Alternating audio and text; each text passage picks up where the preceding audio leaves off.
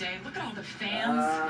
This drone shot, incredible. Now, pace car lights are off, but they just came back on there. You can see from the helicopter because of the 42 stranded there. I don't see any damage, Michael, like he got into a fence or anything warming up his tires, so I think it's probably electrical. That would be my guess. You know, that could be probably. You never know. I mean, the rain started coming down yesterday before they were able to completely wrap the trucks, and every so often we see those red ones roll life. Absolutely, in the wet, whether it's IndyCar or NASCAR, water and electronics, not great. Now, this is something we don't do in IndyCar that I love. Normally, tow trucks got to very delicately pick up an IndyCar and tow it back in. Not in NASCAR trucks. You just give it a little dirt track push here. They can hook on top of it and pick it up. Yeah. Remove vehicle. Oh, you got a fire there. That's good news. Well, we talked to a few of our drivers about the experience. What today is going to be. Here's their thoughts. It's going to be treacherous. It's really fast, really tight, narrow. One little nick against that concrete wall, your day's done. You're going to pull up, be the first street from the trucks, and be there with the Indy cars. I think it's going to be a really big weekend for NASCAR. I mean, a street course with a bunch of tricks, man, that is dangerous. I think it's going to be a wreck fest, to be perfectly honest. Those concrete jersey barriers, they're not kind. We tend to get after it in the truck. Okay.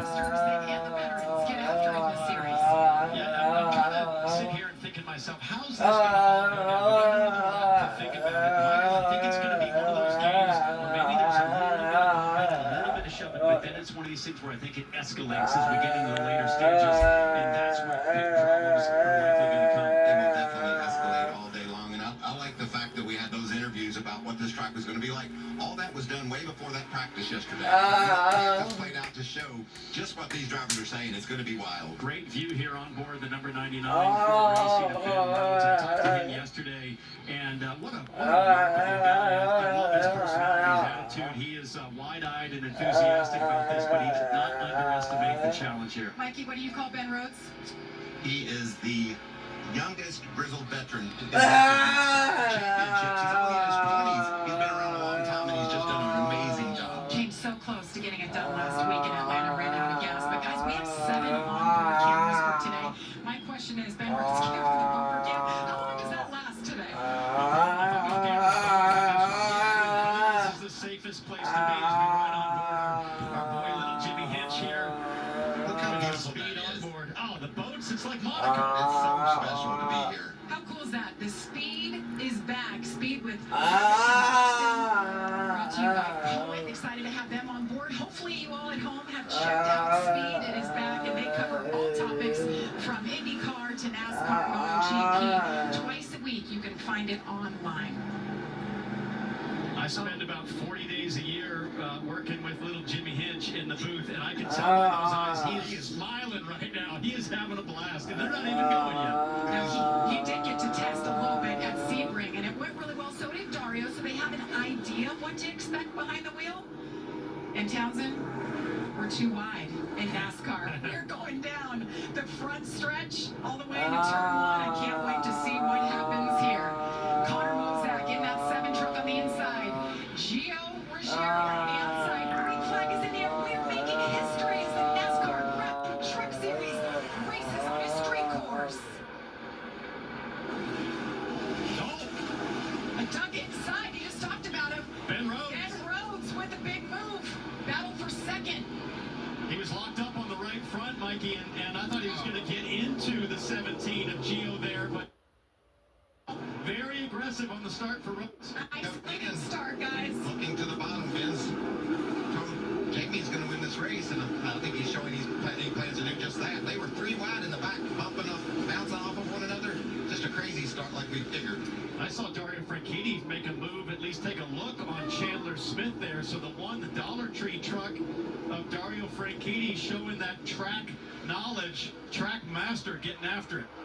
What about Connor Mozak? Able to take off and hold a nice lead here early. That's a good sign. He didn't want to wait around either. He was early on the throttle. He's like, I don't want any part of these 35 guys behind me. Now, Connor Mozak is just part-time this year, so this is his first start. He's with Slick. Kyle Busch, I think you owe him a beer there, Connor, for getting you the pole this week. It was the metric that set the field. on to the lead with Gio Ruggiero second, Ben Rhodes third, and a battle right behind him. That 77 truck, James Hinchcliffe. What were the odds we make it the first lap without It's a beautiful caution? thing. It's impressive. It's a miracle. How about this? An airport runway by day, and on this weekend, it is part of the racetrack. Look at Dario Franchitti, side by side. I think he likes what he's seeing. Yeah, that's Max Pappas to the left.